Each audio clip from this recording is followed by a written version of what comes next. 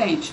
Lembra que o Bolsonaro contou essa história na campanha? Pois é, o Castelo começou a pôr ordem na casa. Imaginava ele que, contornando a crise política, podia restabelecer e consolidar a democracia. Castelo fez um grande favor ao país quando determinou que só podiam existir dois partidos, Arena, Aliança Renovadora Nacional, e MDB, Movimento Democrático Brasileiro. Não tinha fundo partidário, não tinha fundo eleitoral, tá legal, pessoal? Castelo Branco fez reformas econômicas e tributárias, mas os comunistas estavam revoltados e explodiram uma bomba no aeroporto dos Guararapes, em Recife. Eles queriam matar o general Costa e Silva, que Castelo escolheu como sucessor. Castelo era antifascista e, antes de entregar a presidência, fez a Constituição de 1967 e foi bonzinho. Não colocou lá qualquer ato institucional nem dispositivo autoritário. Costa e Silva, ao contrário, tinha um viés mais autoritário e endureceu o governo. Fez isso porque os comunistas estavam tocando terror no Brasil. Queriam derrubar o governo na amarra para transformar isso aqui numa ditadura do proletariado. Os caras eram violentos. Tiro, porrada e bomba, além de sequestros e assaltos. Ainda matavam os próprios companheiros quando desconfiavam de traição. Isso encheu o saco do Costa e Silva, que acabou decretando o AI-5.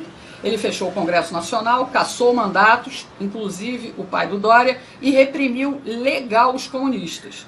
Costa e Silva teve um AVC e não terminou o mandato. Uma junta militar indicou o general Médici para o cargo. Apesar de ter sido o período de maior repressão aos terroristas, com prisão e enfrentamento tático de guerrilha, que matou um monte de comunistas, Médici reabriu o Congresso e não cassou ninguém. Dá para desconfiar, não dá não?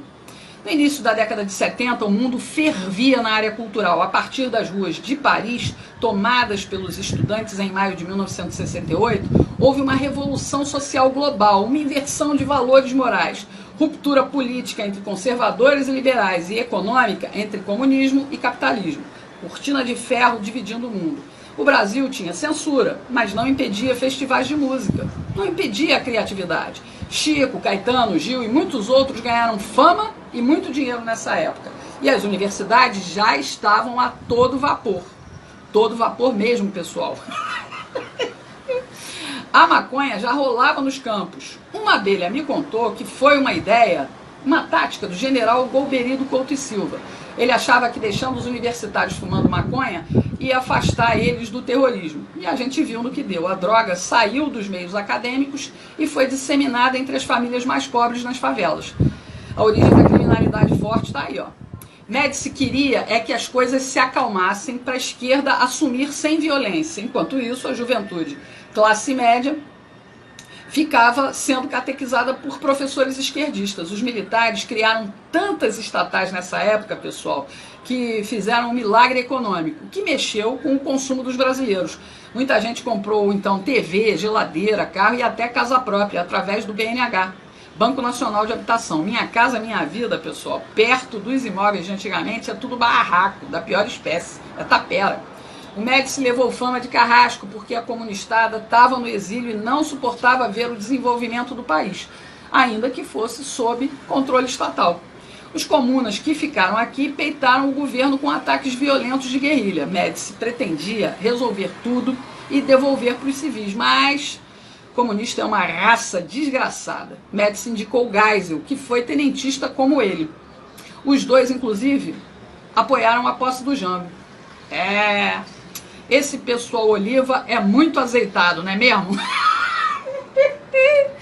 Geisel foi eleito pelo Colégio Eleitoral do Congresso e o alemão foi quem deu início ao processo de abertura política. Ele sabia que a mídia, a cultura e o ensino já estavam esquerdizados, então a transição ia ser fácil. Enfim, Geisel se aproximou da República Popular da China, reconheceu a independência de Angola pelos comunistas, fez acordo nuclear com a Alemanha e até deu fim ao AI-5. Por tudo isso, ele bateu de frente com oficiais linha dura, que não queriam de maneira nenhuma devolver o país nas mãos dos comunistas.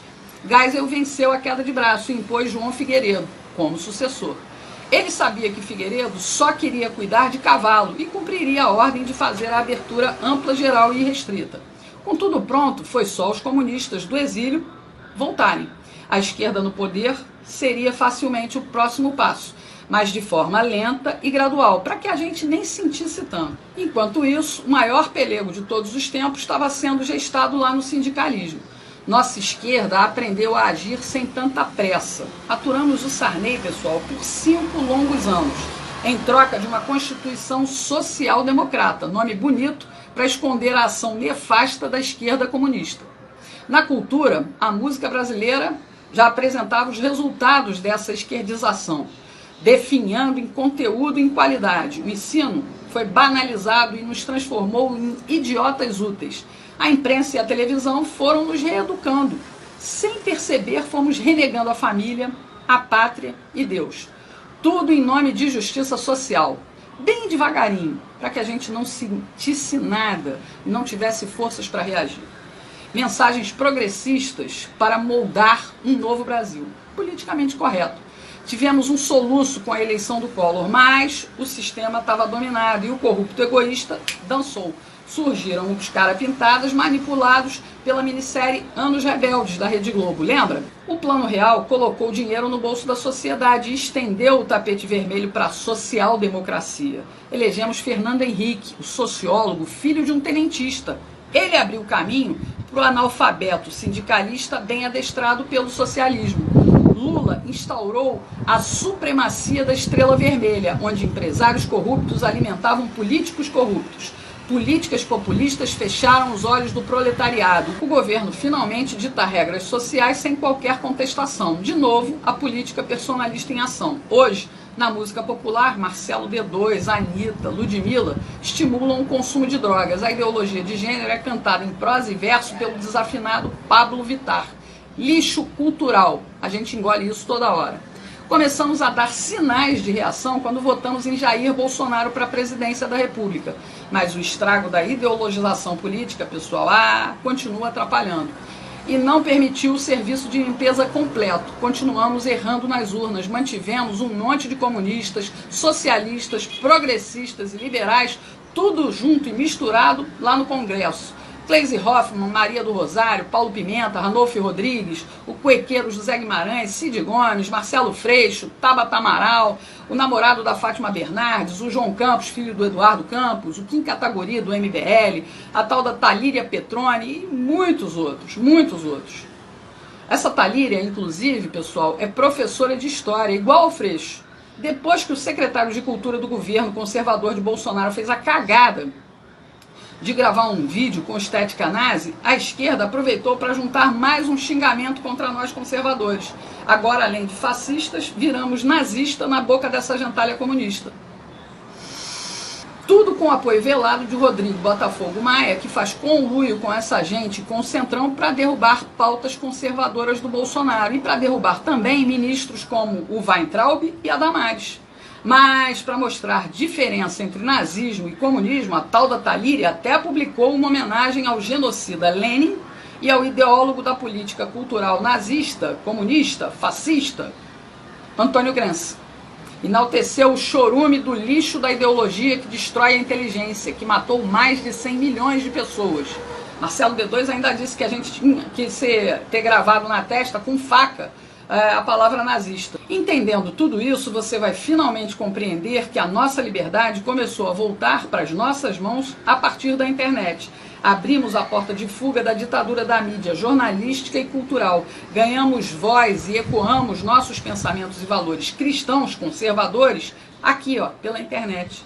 Entendeu por que o sistema odeia tanto tudo isso? Bolsonaro entrou para desviar a rota que nos levava para o comunismo, mas os comunas de capitalismo não se dão por satisfeitos, não dão trégua. Veja o caso do governador de São Paulo, João Dória. Ele é empresário de lobby. Isso mesmo, lobby. Esperto como ele só, criou o LIDE, Grupo de Líderes Empresariais. Ele viveu sempre, a vida toda, de promover encontros entre industriais, empreiteiros e banqueiros com o poder público, os políticos. Entendeu a jogada? A empresa recebe altas comissões por isso. Depois do mensalão e principalmente depois do escândalo do Petrolão, as coisas ficaram mais vigiadas e mais discretas. Aí o que fez o João Dória? Decidiu ele mesmo entrar no poder público. Primeiro, com seu jeito engomadinho, milionário ostentação, engambelou os paulistas, que acreditaram que ele seria o prefeito ideal para governar São Paulo. Mas a ambição do Dória, a gente sabe, é bem maior. Em 15 meses, ele deixou São Paulo para trás, nas mãos do progressista Bruno Covas, e partiu com tudo para a candidatura a presidente. Mas o PSDB de Geraldo Alckmin disse não, e ele, a contragosto, acabou brigando pelo governo do estado de São Paulo. Dória mostrou logo na entrada todo o seu viés esquerdista totalitário e patrimonialista, que não vê diferença entre o que é público e o que é privado. Olha o que ele fez no Palácio do Governo. Pegou uma decoradora e mudou toda a estética clássica do Palácio Bandeirantes. As mudanças físicas custaram mais de R$1,5 milhão, para deixar tudo bem parecido com palácios de estilo autoritário, como a estética nazista, fascista, comunista. Basta comparar essas fotos disponíveis na internet. Mas Dória e Alckmin, Alckmin e Dória são iguais, representam o mesmo tipo de política nefasta, só que Dória vai numa velocidade destrutiva muito mais rápida. Tudo pela fixação, pelo poder da presidência da República. É lá que ele quer estar. Tanto que loteou o governo de São Paulo para fazer uma grande base e vai continuar costurando alianças, seja com quem for, com Botafogo Maia, com Amoedo ou Luciano Huck. Dória não tem limites, pessoal. Rodrigo Maia também não, viu, pessoal? Ele flerta até com Ciro Gomes, tudo porque ele quer chegar na vice-presidência. Eles só querem uma coisa: poder. E isso bota a mão deles no cofre do governo federal. Qualquer um desses aí só tem um interesse: voltar ao tempo do mensalão, quando deputados e senadores fingiam independência política do PT, mas negociavam seus votos por cargos e dinheiro. Eles querem tudo como antes da Operação Lava Jato. Os acordos estão sendo fechados. E para alcançar os seus objetivos, Dória se elegeu enganando novamente o eleitorado paulista. Discursinho anticomunista e conservador, apoiado no Bolsonaro. Como o povo não perdoa traidores, ele vem perdendo popularidade.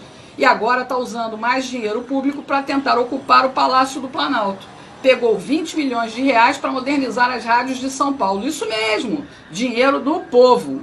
Deu para as empresas privadas, como a Jovem Pan. E qual é a moeda de troca? Elogios para o Dória e porrada todo dia em Bolsonaro. Tá ok, Chilique?